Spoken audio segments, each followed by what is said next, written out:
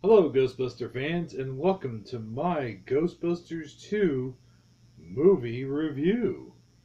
And in this movie review, we're going to explore, I'll give you the good, the bad, and the nerdy of Ghostbusters 2. Back in first a little bit of history. Back in 1984, the original Ghostbusters had come out. And I had not known this when I was a little kid because, well, I was only about 7 years old at the time. So how I got introduced to Ghostbusters was through the cartoons. I would watch the cartoons every day or every Saturday morning or whatever, and I would watch the non-syndicated episodes or the syndicated episodes um, during the weekday. But anyway, long story short, one day it might have been third or fourth grade, maybe fourth grade, something like that. I was sitting in the classroom and we had a book. The school had a book fair, and then I picked up this book, and it had a cover, much like this. I don't know if you can see that or not. There it is. Anyway, I got to flipping through this book, and before I even read it, I looked at the characters. I'm like, wait a minute. These look absolutely nothing like the cartoon. Little to my knowledge did I know that the movie actually came out before the cartoon. Like I said, I was about 7 at the time and just a little dumb shit in those days.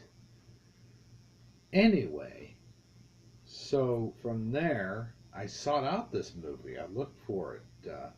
See, back in those days, you had video stores that you can rent movies, you can rent video games. If the older audience is listening to this, they understand what I'm talking about. I don't feel the need I have to explain it. But for some of the younger viewers out there that might not remember video rental, there you go. So anyway, I did come across it in a video rental store one day. Asked one of my I asked my grandma if we can rent it because I was raised by my grandparents. But anyway, long story short,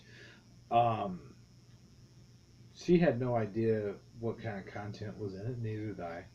So we took it home, put it in a good old VCR, watched it, and surprisingly, it was very adult. But at that time, I didn't know. I heard a few cuss words and saw a few things. Didn't understand the ghost blowjob part was something that kind of confused me back then. Um, so anyway, I really liked it. I liked the movie, and then it came out on ABC Sunday Night Movie or something like that. The ABC Sunday Night Movie, and I recorded it on my TV, and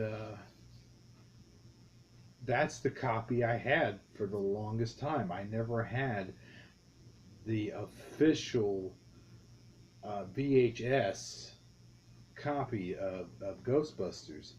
So that part, every time.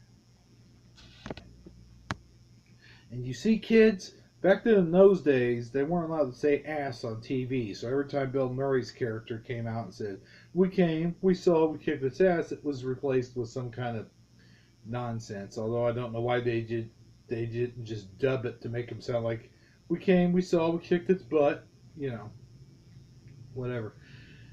Anyway, 5 years down the road, Ghostbusters 2 gets released. And back then in those days, anything that got released, you either watched it on the news or you read about it in the paper. They didn't have internet back then, of course.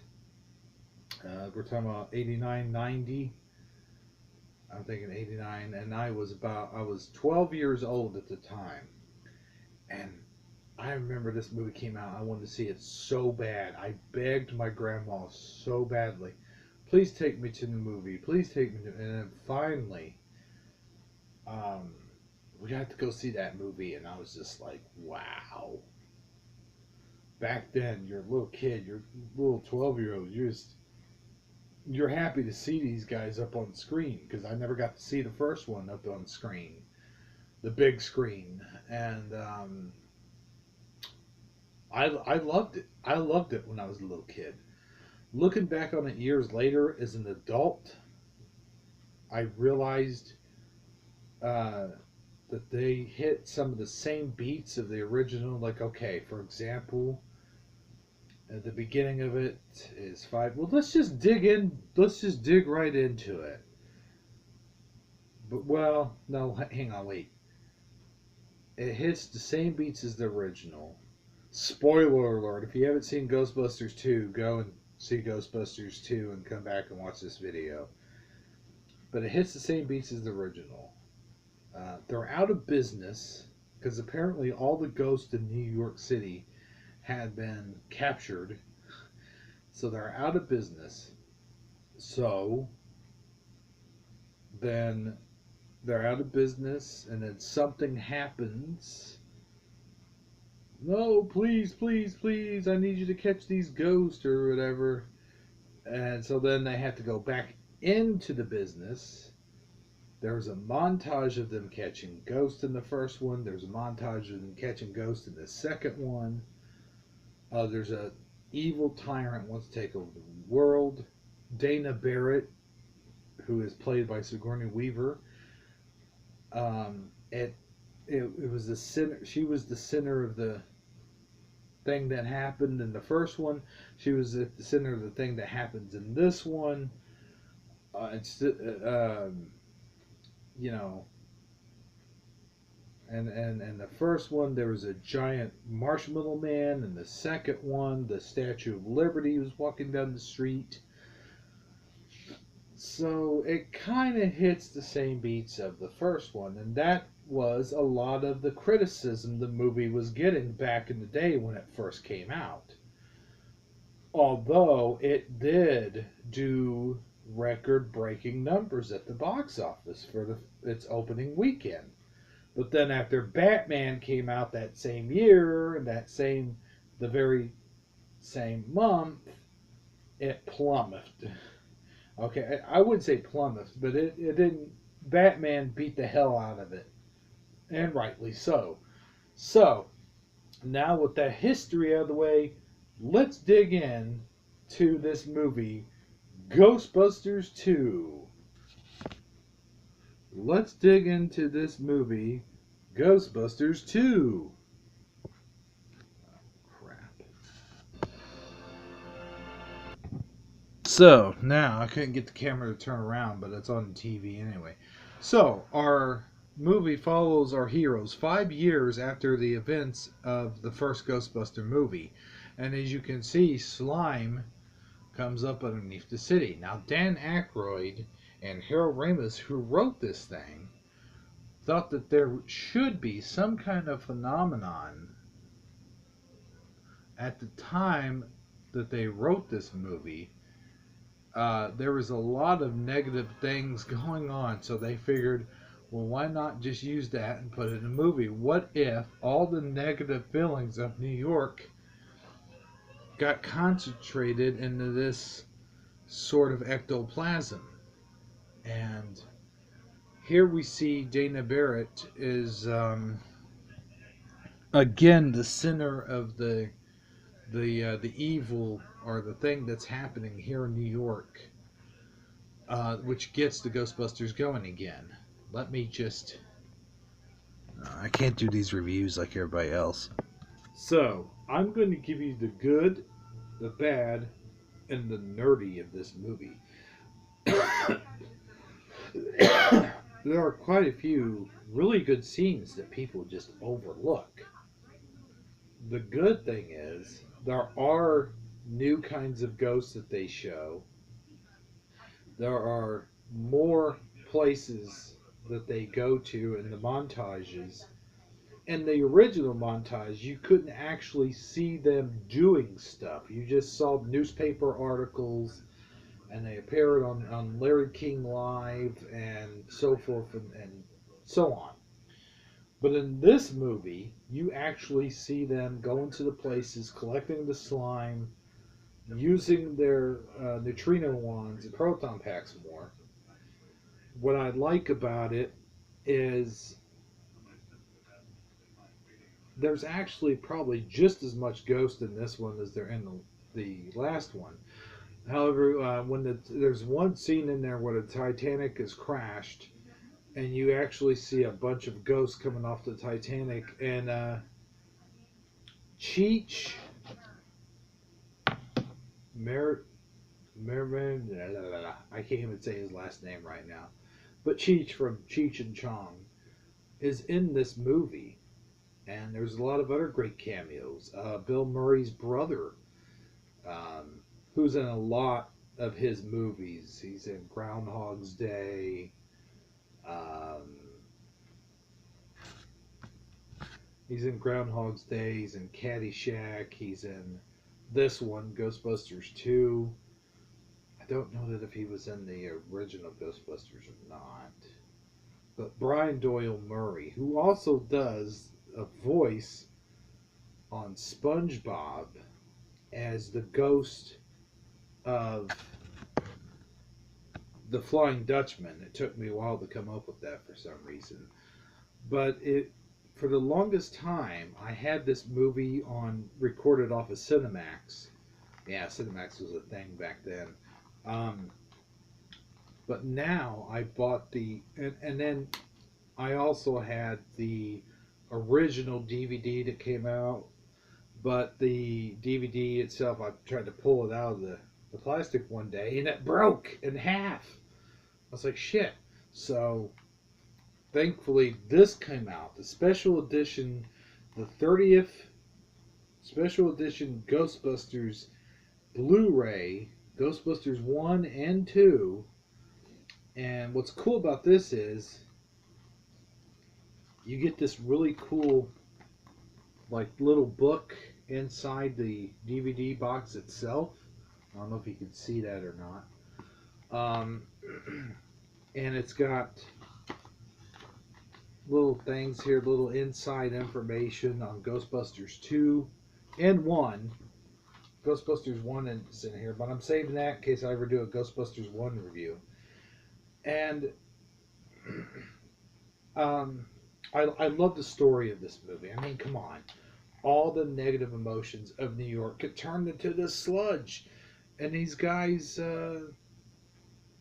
you get to see the guys on the big screen again, and they're all together. Bill Murray, Dan Aykroyd, Harold Ramis, Sigourney Weaver, Rick Moranis, Ernie Hudson. They're all there. And even and Rick Moranis has more to do in this film. And Janine, I forgot to mention Andy Potts. Janine has a lot more to do in this film, and we see okay, now I'm going to give you the bad.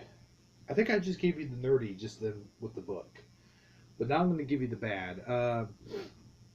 As a lot of the critics at the time would have told you, it does hit a lot of the same beats. Although there is a different story in there, and there's a lot of really good stuff to look at. Like I said earlier on in this review, Dana Barrett's the center of the problem. And they've replaced the Marshmallow Man with the Statue of Liberty. I do love that scene where they're controlling the Statue of Liberty and they show the Nintendo Advantage controllers. The big thing about the Nintendo Advantage controllers is when you're playing the shitty Ghostbusters video game, you could actually use the Nintendo Advantage controllers, the turbo mode on it, to get the guys upstairs a lot quicker. Because, yeah, you got to climb every single stair. I don't know why they made that part of the game, but oh well. So that might have been part of the joke that they threw in there. It's like, here, yeah, see, we got the Nintendo Advantage. See, this is how you beat our first game. And by the way, the second game was much better. Much better. It had better gameplay. It had all the levels of the game were in the movie. In fact, it was probably one of the first video games that I played where it actually had cutscenes. It was amazing at that time. But anyway, back to the bad parts of this movie. Okay, you had um, them going back into business for themselves. Basically, they were in business, then they weren't in business. They went to jail in the first one. They went to jail in this one, sort of. Well, they didn't get to go to jail yet. They went to court, but and then something really catastrophic happens, and the mayor goes, "Okay, let's. Where are the Ghostbusters?" You know, it really is. It really does hit all the same beats, but they did it. But to me, I think they. Here's the good again. To me, they did it in such a wonderful way that you really can't tell. You know, there's, like I said, there's that Titanic ghost moment where Cheech from Cheech and Chong goes, "Well, better late than never." You know, so that was awesome. And I thought the idea of the slime was awesome. Vigo, the whole guy living in a painting at the Natural Art Museum, that was beautifully done. Um, well, that's all the bad stuff I had to say about the movie, but it seems like I said a lot of good stuff about the movie. At least this one was compared to the new Ghostbusters 2010. Everyone's like, well, at least the new Ghostbusters 2010. Jesus Christ, where am I? The new Ghostbusters 2016 with Kristen Wiig and Melissa McCarthy and all the rest. Leslie Jones and McKeon. I can't, Ian McKeon? Christian? Not Chris. Anyway, that one. Uh, Everyone's like, well, at least it's better than Ghostbusters 2, blah, blah, blah.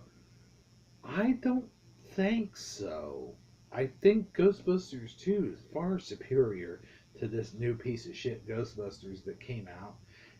And I will review that one eventually, but I want to wait until it comes out on DVD to do an official review because, you know, you see it in the movie theater. You're seeing it with people that are sitting there um, laughing at the jokes that you're just like, what's so funny about that? And I guess you have to sit down and watch it on DVD when it's released and do a proper review.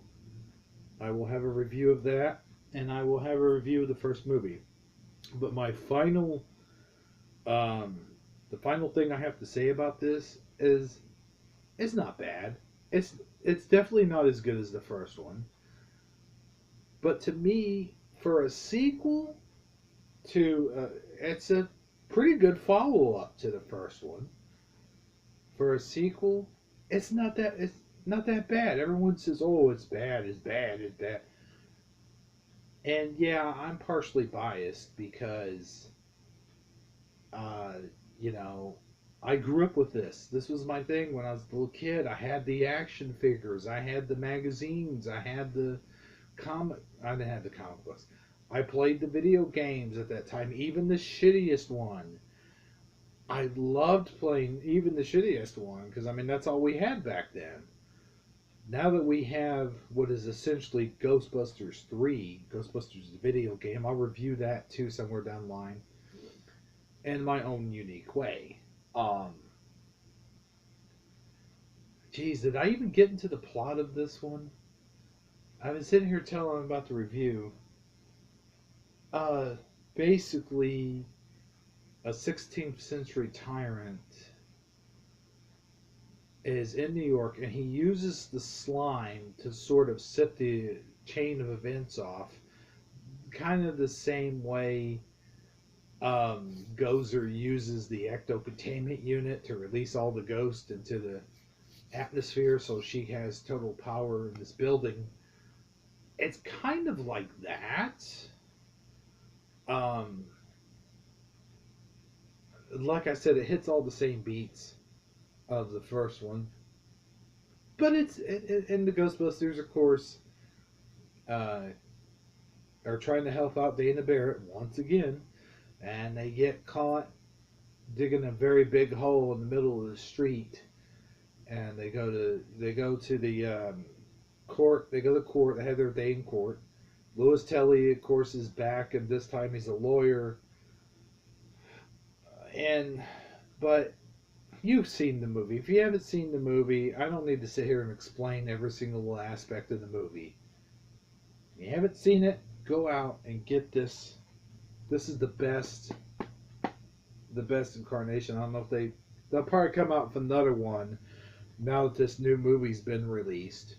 But go out, get this. The original's got both movies, so you're getting a good value, and you get these neat little books, these little tidbits